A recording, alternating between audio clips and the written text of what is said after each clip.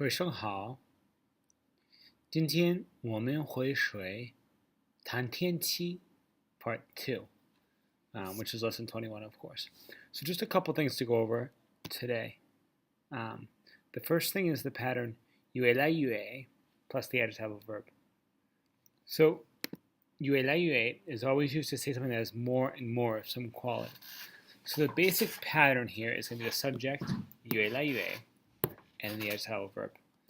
So here are some examples. 你的中文越来越好. Right, so your Chinese is getting better and better. So right here, you can see we have the thing we're talking about, 越来越, and the adjective. Again here, 这几年东西越来越贵了. 东西, remember what that means? East, west, everything in between. So it means everything, it means stuff. So 这几天, these days, these years, 东西越来越贵了. Stuff is getting more and more expensive. So 越来越 is a pretty simple pattern. It's a modifier, something to enhance something, just like you would use 很 or anything like that. Okay?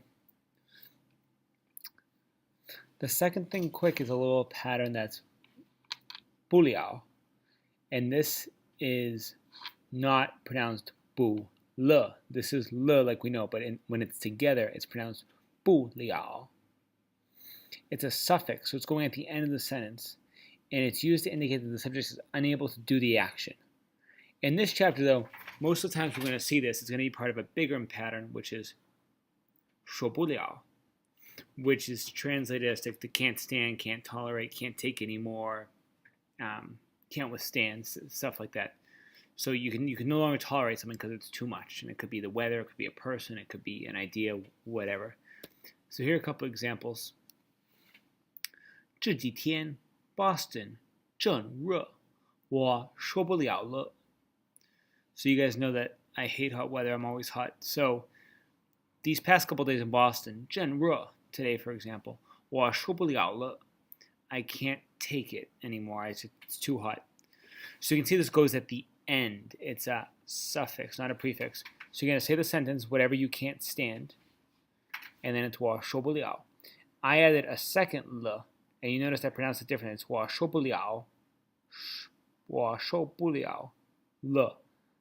This is 了 because it's a change, so I put it at the end of the sentence. 我受不了了, I can't take it anymore. 我受不了, period, also makes sense, so whatever works. You can also use it in some circumstantial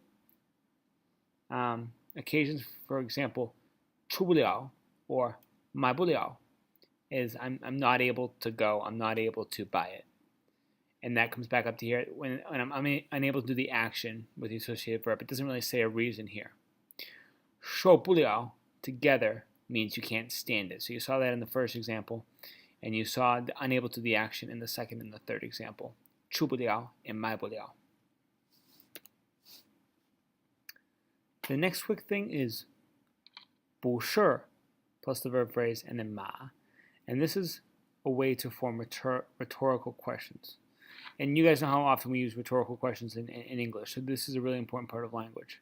And the basic pattern, just like I put right up here, is the subject 不是, the whole verb phrase, and 嘛 to make it a question, of course. So here are a couple examples.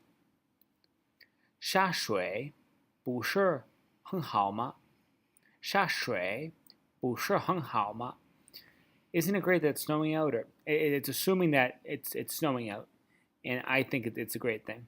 So isn't it great that it's snowing out, or isn't that awesome that it's snowing right now? It doesn't, even though it's a question, just like a rhetorical question in English, it doesn't need an answer. You don't need to say back, yeah, it's great, or no, it's not great. It's just like, wow, that was great. It's a rhetorical question. It's more of a statement than a question, but it is a question.